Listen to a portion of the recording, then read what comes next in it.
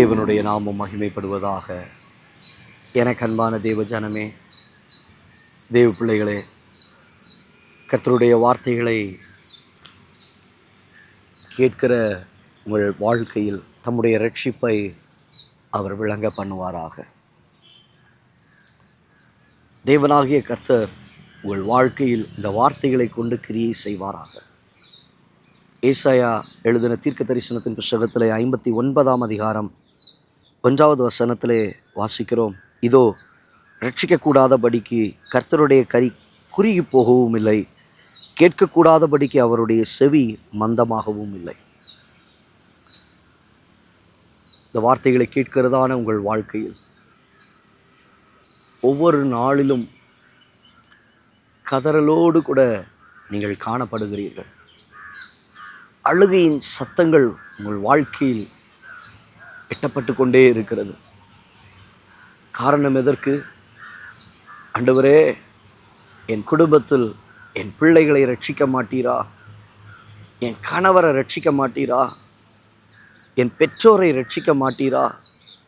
எங்கள் வாழ்க்கையில் ஒரு ரட்சிப்பின் அனுபவத்தை நீங்கள் தரமாட்டீங்களா ஆண்டவரே என்று சொல்லி ஒவ்வொரு நாளும் அழுது புலம்புகிறதான அனுபவங்கள் உங்கள் வாழ்க்கையிலே உண்டு. தேவ பிள்ளையே, இன்றைக்கு இந்த வார்த்தையை விசுவாசிங்க. ரட்சிக்கக்கூடாதபடிக்கு கர்த்தருடைய கரம் குறுகி போகவில்லை. அவருடைய கரம் பராக்கிரமம் செய்கிற கரம், அவருடைய கரம் உயர்ந்திருக்கிற கரம், அவருடைய கரம் வல்லமை உள்ள கரம்.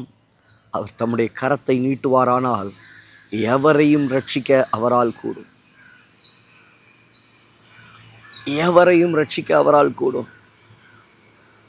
அந்த நாட்களில் ஒரு குடும்பம், அதில் அந்த சகோதரி மாத்திரம் ரட்சிக்கப்பட்டார்கள்.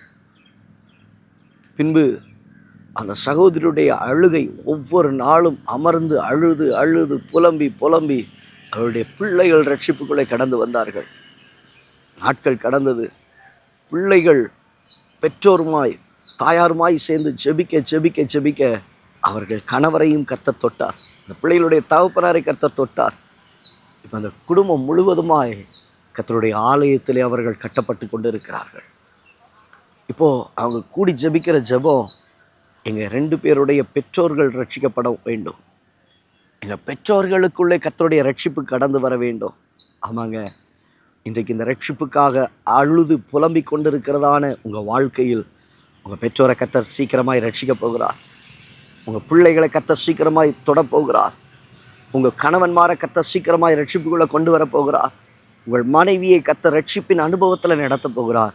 இன்றைக்கி நீங்கள் ஜெபிக்கிற இந்த ஜெபங்கள் ஒரு நாளும் அது வீண் போகிறதில்லை. ரட்சிக்கக்கூடாதபடிக்கு கர்த்தருடைய கரம் குறுகி போகிறதில்லை. அவர் தம்முடைய கரத்தை கொண்டு அவர்களை ரட்சித்து நடத்துவார். அது மாத்திரமல்ல, இன்றைக்கு எவர்களெல்லாம் பாவத்தில் விழுந்து கிடக்கிறார்களோ, ஒருவேளை நீங்கள் பாவத்தில் விழுந்து கிடக்கிறீங்களா? அக்கிரமத்தில் விழுந்து கிடக்கிறீங்களா?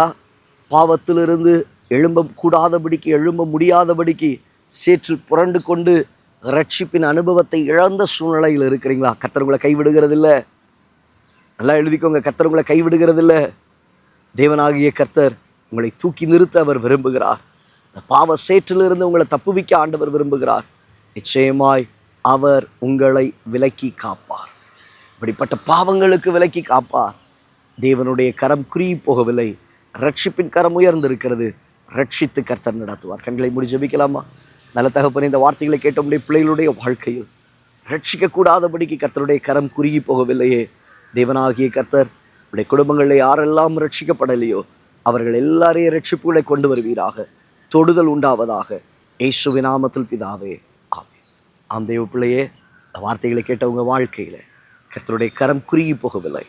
யாருக்காக அழுது புலம்பிக் கொண்டிருக்கிறீர்களோ கர்த்தர் ரட்சிப்பை வெளியரங்கமாக்குவார். இன்றைக்கு உங்களுக்காக நீங்கள் அழுது புலம்பிக் கொண்டிருக்கிறீர்கள். தேவனாகிய கர்த்தர் உங்களையும் ரட்சிப்புக்குள்ளே நடத்தி தூக்கி நிறுத்துவார். God bless you.